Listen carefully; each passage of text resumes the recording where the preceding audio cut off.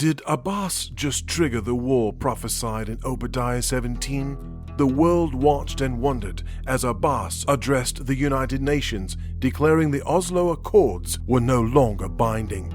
The historic Oslo Accords, signed by the PLO's Arafat and Israel's Prime Minister Rabin in 1993, set in motion the peace process, whereby Israel would work with the Palestinian Authority toward eventual statehood, with two states supposedly living side by side in peace. Obviously, it hasn't worked out as planned. Under the Accords, the West Bank, Judea and Samaria, was divided into three sections: Palestinian-controlled Area A, Area B with Israeli military control and Palestinian civil control, and Israeli-controlled Area C, which covers 2/3 of the West Bank, where there are Jewish settlements.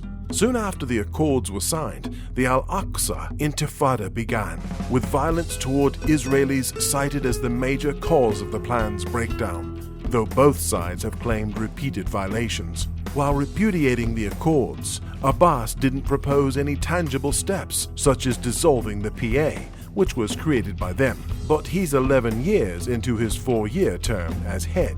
In his speech, Abbas accused Israeli groups of committing repeated, systematic incursions upon Al-Aqsa Mosque and preventing Muslim worshippers from accessing and entering the mosque at those times and freely exercising their religious rights.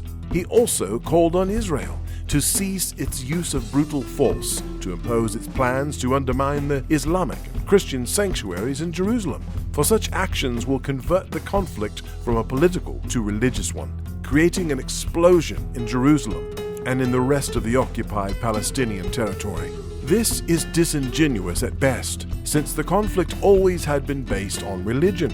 There's been increasing violence over the Temple Mount in recent weeks, with repeated clashes between Muslims and Israeli security forces beginning on Rosh Hashanah. These followed a police raid at the Al-Aqsa, where stockpiles of pipe bombs, rocks, firecrackers, and an entrance barricade were found.